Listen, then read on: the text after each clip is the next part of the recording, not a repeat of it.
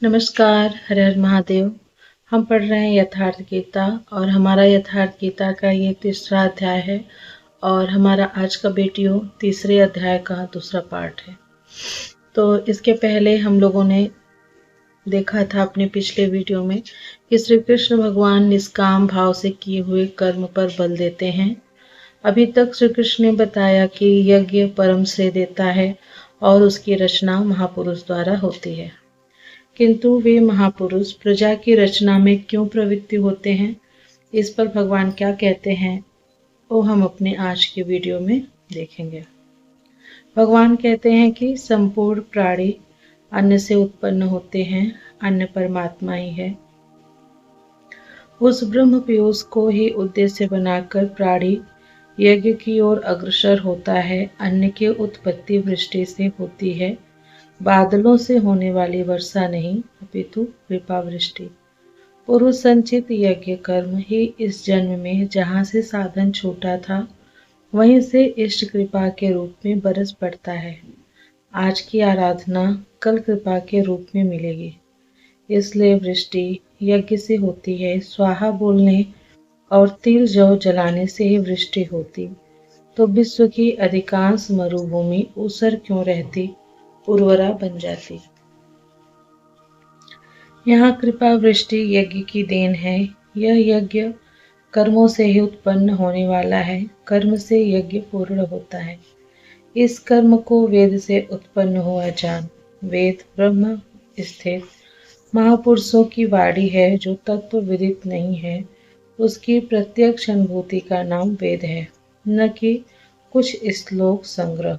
वेद अविनाशी परमात्मा से उत्पन्न हुआ जान कहा तो महात्माओं ने, किंतु वे परमात्मा के साथ तद्रुप हो चुके हैं। उनके माध्यम से अविनाशी परमात्मा ही बोलता है, इसलिए वेद को अपौरुषेय कहा जाता है। महापुरुष वेद कहाँ से पा गए, तो वेद अविनाशी परमात्मा से उत्पन्न हुआ। वे महापुरुष उसके तद्रुप हैं। वे मात्र यंत्र हैं, इसलिए उनके द्वारा वही बोलता है, क्योंकि यज्ञ के द्वारा ही मन के निरोध काल में वह विदित होता है। इससे सर्वव्यापी परम अक्षर परमात्मा सर्वदा यज्ञ में ही प्रतिष्ठित है। यज्ञ ही उसे पाने का एकमात्र उपाय है, इसी पर बल देते हैं। भगवान कहते हैं, हे पार्थ, जो पुरुष इसी लोक में मनुष्य शरीर प्राप्त कर इस प्रकार चलाए हुए साधन चक्र के अनुसार नहीं बरतता, अर्थात दैवी संपत्ति का उत्कर्ष, देवताओं की वृद्धि और परस्पर वृद्धि के द्वारा अक्षय धाम को प्राप्त करना, इस क्रम के अनुसार जो नहीं बरतता, इंद्रियों का आराम चाहने वाला, वह पापायु पुरुष व्यर्थ ही जीता है। बंधुओं, योगेश्वर श्री कृष्ण ने अध्याय 2 में कर्म का नाम लिया और इस अध्याय में बताया कि नियत कर्म का आचरण कर। यज्ञ की प्रक्रिया ही कर्म है। इसके सिवाय जो कुछ किया जाता है वह इसी लोक का बंधन है। इसलिए संग दोष से अलग रहकर उस यज्ञ की पूर्ति के लिए कर्म का आचरण कर। उन्होंने यज्ञ की विशेषताओं पर प्रकाश डाला और बताया कि यज्ञ की उत्पत्ति ब्रह्मा से है। प्रजा अन्न को उद्देश्य बनाकर उस यज्ञ में प्रवृत्त होती है। यज्ञ कर्म से और कर्म अपौरुषेय वेद से उत्पन्न होता है, जबकि वेद मंत्रों के दृष्टा महापुरुष ही थे। उनका पुरुष तिरोहित हो चुका था। प्राप्ति के साथ अविनाशी परमात्मा ही शेष बचा था, इसलिए वेद परमात्मा से उत्पन्न है। सर्वव्यापी परमात्मा यज्ञ में सर्वदा प्रतिष्ठित है। इस साधन चक्र के अनुसार जो नहीं बरतता वह पापायु पुरुष इंद्रियों का सुख चाहने वाला है, व्यर्थ ही जीता है। अर्थात यज्ञ ऐसी विधि विशेष है जिसमें इंद्रियों का आराम नहीं है अपितु अक्षय सुख है। इंद्रियों के संयम के साथ इसमें लगने का विधान है। इंद्रियों का आराम चाहने वाले पापायु हैं। अभी तक श्री कृष्ण ने नहीं बताया है कि यज्ञ है क्या, परंतु क्या यज्ञ करते ही रहेंगे। या इसका कभी अंत भी होगा, इस पर योगेश्वर कहते हैं, परंतु जो मनुष्य आत्मा में ही रत, आत्म तृप्त और आत्मा में ही संतुष्ट है, उसके लिए कोई कर्तव्य नहीं रह जाता। यहाँ तो लक्ष्य था, जब अव्यक्त सनातन अविनाशी आत्म तत्व प्राप्त हो गया तो आगे ढूंढूं किसे। ऐसे पुरुष के लिए न कर्म की आवश्यकता है न किसी आराधना की। आत्मा और परमात्मा एक दूसरे के पर्याय हैं। इसी का पुनर्चित्रण करते हुए भगवान कहते हैं, इस संसार में उस पुरुष का कर्म किए जाने से कोई लाभ नहीं है और न छोड़ देने से कोई हानि है, जबकि पहले आवश्यक था। उसका संपूर्ण प्राणियों में कोई स्वार्थ संबंध नहीं रह जाता। आत्मा ही तो शाश्वत, सनातन, अव्यक्त, अपरिवर्तनशील और अक्षय है। जब उसी को पा लिया, उसी से संतुष्ट, उसी से तृप्त, उसी में ओतप्रोत और स्थित हैं, आगे कोई सत्ता ही नहीं, तो किसको खोजें, मिलेगा क्या। उस पुरुष के लिए कर्म छोड़ देने से कोई हानि भी नहीं, क्योंकि विकार जिस पर अंकित होते हैं वह चित्त ही न रहा। उसका संपूर्ण भूतों में बाह्य जगत और आंतरिक संकल्पों की परत में लेस मात्र भी अर्थ नहीं रहता। सबसे बड़ा अर्थ तो था परमात्मा। जब वही उपलब्ध है तो दूसरों से उसका क्या प्रयोजन होगा। इस स्थिति को प्राप्त करने के लिए तो अनासक्त हुआ निरंतर कार्य कर्म, जो करने योग्य कर्म है, उस कर्म को अच्छे प्रकार कर, क्योंकि अनासक्त पुरुष कर्म के आचरण से परमात्मा को प्राप्त होता है। नियत कर्म, कार्य कर्म एक ही है। कर्म की प्रेरणा देते हुए वे पुनः कहते हैं, जनक माने राजा जनक नहीं, जनक जन्मदाता को कहते हैं। योग ही जनक है, जो आपके स्वरूप को जन्म देता है, प्रकट करता है। योग से संयुक्त प्रत्येक महापुरुष जनक है। ऐसे योग संयुक्त बहुत से ऋषि, जनकादय, जनक इत्यादि ज्ञानी जन महापुरुष भी कर्मणा एव ही संसिद्धिम, कर्मों के द्वारा ही परम सिद्धि को प्राप्त होते हैं। परम सिद्धि माने परम तत्व, परमात्मा की प्राप्ति। जनक इत्यादि जितने भी पूर्व में होने वाले महर्षि हुए हैं, इस कार्य कर्म के द्वारा जो यज्ञ की प्रक्रिया है, इसी कर्म को करके ही संसिद्धिम, परम सिद्धि को प्राप्त हुए हैं। किंतु प्राप्ति के पश्चात वे भी लोक संग्रह को देखकर कर्म करते हैं, लोकहित को चाहते हुए कर्म करते हैं। अतः तो भी प्राप्ति के लिए और प्राप्ति के पश्चात लोकनायक बनने के लिए कार्य कर्म करने के ही योग्य हैं। क्यों?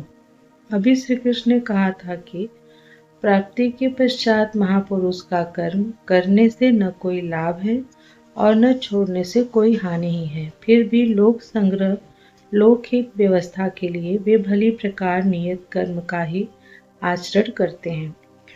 श्रेष्ठ पुरुष जो जो आचरण करता है, अन्य पुरुष भी उसके अनुसार ही करते हैं। वह महापुरुष जो कुछ प्रमाण कर देता है, संसार उसका अनुसरण करता है। पहले श्री कृष्ण ने स्वरूप में स्थित आत्मतृप्त महापुरुष की रहनी पर प्रकाश डाला कि उसके लिए कर्म किए जाने से न कोई लाभ है और न छोड़ने से कोई हानि। फिर भी जनकादि कर्म में भली प्रकार बरतते थे। यहाँ उन महापुरुषों से श्री कृष्ण धीरे से अपनी तुलना कर देते हैं कि मैं भी एक महापुरुष हूँ। हे पार्थ, मुझे तीनों लोकों में कोई कर्तव्य नहीं है।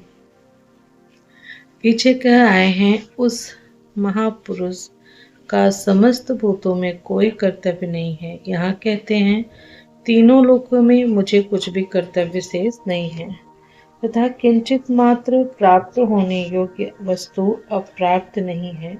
तब भी मैं कर्म में भली प्रकार बरतता हूँ। क्यों? क्योंकि यदि मैं सावधान होकर कदाचित कर्म में न बरतूं तो मनुष्य मेरे बर्ताव के अनुसार बरतने लग जाएंगे। तो क्या आपका अनुकरण भी बुरा है? श्री कृष्ण कहते हैं, हाँ। यदि मैं सावधान होकर कर्म न करूं तो यह सब लोग भ्रष्ट हो जाए और मैं संकरस्य वर संकर का करने वाला हूँ तथा इस सारी प्रजा का हनन करने वाला मारने वाला बनूं। स्वरूप में स्थित महापुरुष सतर्क रहकर यदि आराधना कर्म में न लगे तो समाज उसकी नकल करके भ्रष्ट हो जाएगा। महापुरुष ने तो आराधना पूर्ण करके परम नैष्कर्म की स्थिति को पाया है। वे न करें तो उनके लिए कोई हानि नहीं है, किंतु समाज ने तो अभी आराधना आरंभ ही नहीं की। पीछे वालों के मार्गदर्शन के लिए ही महापुरुष कर्म करते हैं। मैं भी कर्म करता हूँ, अर्थात श्री कृष्ण एक महापुरुष थे, न कि बैकुंठ से आए हुए कोई विशेष भगवान। उन्होंने कहा कि महापुरुष लोक संग्रह के लिए कर्म करता है, मैं भी करता हूँ। यदि न करूं तो लोगों का पतन हो जाए, सभी कर्म छोड़ बैठेंगे। मन बड़ा चंचल है, यह सब कुछ चाहता है, केवल भजन नहीं चाहता। यदि स्वरूपस्थ महापुरुष कर्म न करें तो देखा देखी पीछे वाले भी तुरंत कर्म छोड़ देंगे। उन्हें बहाना मिल जाएगा कि ये भजन नहीं करते, पान खाते हैं, इत्र लगाते हैं, सामान्य बातें करते हैं, फिर भी महापुरुष कहलाते हैं। ऐसा सोचकर वे भी आराधना से हट जाते हैं, पतित हो जाते हैं। श्री कृष्ण कहते हैं कि यदि मैं कर्म न करूं तो सब भ्रष्ट हो जाए और मैं वर संकर का कर्ता बनूं। स्त्रियों के दूषित होने से वर्ण संकर तो देखा सुना जाता है। अर्जुन भी इसी भय से विकल था कि स्त्रियां दूषित होंगी तो वर्ण संकर पैदा होगा, किंतु श्री कृष्ण कहते हैं कि यदि मैं सावधान होकर आराधना में लगा न रहूं तो वर्ण संकर का करता हूँ। वस्तुतः आत्मा का शुद्ध वर्ण है परमात्मा। अपने शाश्वत स्वरूप के पथ से भटक जाना वर्ण संकरता है। यदि स्वरूपस्थ महापुरुष क्रिया में नहीं बरतते तो लोग उनके अनुकरण से क्रिया रहित हो जाएंगे, आत्मपथ से भटक जाएंगे, वर्ण संकर हो जाएंगे, वे प्रकृति में खो जाएंगे। स्त्रियों का सतीत्व एवं नस्ल की शुद्धता एक सामाजिक व्यवस्था है, अधिकारों का प्रश्न है, समाज के लिए उसकी उपयोगिता भी है, किंतु माता पिता की भूलों का संतान की साधना पर कोई प्रभाव नहीं पड़ता। आपन करनी पार उतरनी। हनुमान, व्यास, वशिष्ठ, नारद, सुखदेव, कबीर, ईशा इत्यादि अच्छे महापुरुष हुए, जबकि सामाजिक कुलीनता से इनका संपर्क नहीं है। आत्मा अपने पूर्व जन्म के गुणधर्म लेकर आता है। श्री कृष्ण कहते हैं, मन सहित इंद्रियों से जो कार्य इस जन्म में होता है, ध्यान देने वाली बात है, मन सहित इंद्रियों से जो कार्य इस जन्म में होता है, उनके संस्कार लेकर जीवात्मा पुराने शरीर को त्याग कर नवीन शरीर में प्रवेश कर जाता है। इसमें जन्मदाताओं का क्या लगा, उनके विकास में कोई अंतर नहीं आया। अतः स्त्रियों के दूषित होने से वर्ण संकर नहीं होता। स्त्रियों के दूषित होने और वर्ण संकर से कोई संबंध नहीं है। शुद्ध स्वरूप की ओर अग्रसर न होकर प्रकृति में बिखर जाना ही वर्ण संकरता है। यदि महापुरुष सावधान होकर क्रिया में बरतते हुए लोगों से क्रिया न कराएं तो वह उस सारी प्रजा का हनन करने वाला, मारने वाला बने। साधना क्रम में चलकर उस मूल अविनाशी की प्राप्ति ही जीवन है और प्रकृति में बिखरे रहना, भटक जाना ही मृत्यु है। किंतु वह महापुरुष इस सारी प्रजा को यदि क्रियाप्रद पथ पर नहीं चलाता, इस सारी प्रजा को बिखराव से रोककर सतपथ पर नहीं चलाता, तो वह सारी प्रजा का हनन करने वाला हत्यारा है, हिंसक है और क्रमशः चलते हुए जो चला जा लेता है वह शुद्ध हिंसक है। गीता के अनुसार शरीरों का निधन, नश्वर कलेवरों का निधन मात्र परिवर्तन है, हिंसा नहीं। हे भारत, कर्म में आसक्त हुए अज्ञानी जन जैसे कर्म करते हैं, वैसे ही अनासक्त हुआ विद्वान पूर्ण ज्ञाता भी लोक हृदय में प्रेरणा और कल्याण संग्रह चाहता हुआ कर्म करे।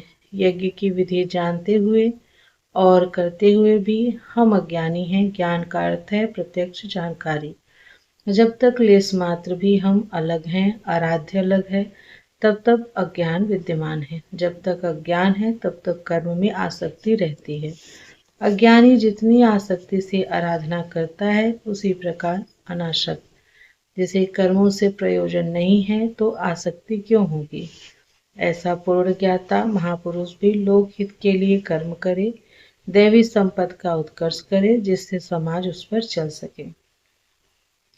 ज्ञानी पुरुषों को चाहिए कि कर्मों में आसक्ति वाले अज्ञानियों की बुद्धि में भ्रम न पैदा करे, अर्थात स्वरूपस्थ महापुरुष ध्यान दें कि उनके किसी आचरण से पीछे वालों के मन में कर्म के प्रति अश्रद्धा न उत्पन्न हो जाए। परमात्मा तत्व से संयुक्त महापुरुष को भी चाहिए कि स्वयं भली प्रकार नियत कर्म करता हुआ उनसे करावे। यही कारण था कि पूज्य महाराज जी वृद्धावस्था में भी रात के 2 बजे ही उठकर बैठ जाएं, खांसने लगे, 3 बजे बोलने लगे, उठो मिट्टी के पुतलों, सब उठकर चिंतन में लग जाएं तो स्वयं थोड़ा लेट जाएं, कुछ देर बाद फिर उठकर बैठ जाएं। कहे तुम लोग सोचते हो कि महाराज सो रहे हैं, किंतु मैं सोता नहीं, श्वास में लगा हूँ।